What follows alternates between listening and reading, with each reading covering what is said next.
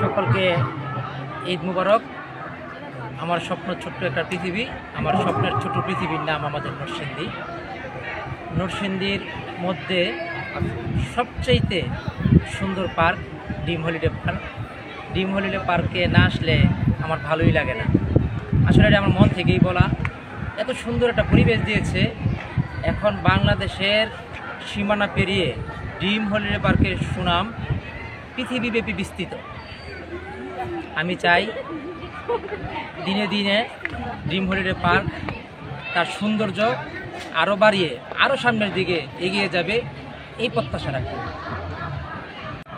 যিনি ব্যবস্থাপনা পরিচালক প্রবীর কুমার সাহা, আমার দেখা মতেন একজন নান্দনিক মানুষ, আলোকিত মানুষ। উনি নরসিংদীকে ড্রিম হলিডে পার্কের মাধ্যমে সারা বাংলাদেশের মধ্যে নরসিংদীকে উনি প্রেজেন্ট করেছেন। দাদার সাথে আমার পথ চলা ড্রিম হলিডে পার্ক শুরুর আগে থেকে আজ অবধি সেটা চলমান।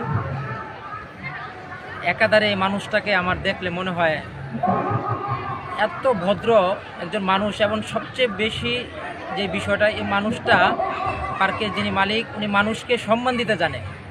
সব মানুষকে উনি তার সম্মান দেয় উনি। আমি এই পার্কের মালিকের সুস্থতার সাথে দীর্ঘায়ু কামনা করি, আল্লাহ যেন ভালো রাখে। এই বলে আমি আমার কথা শেষ করলাম।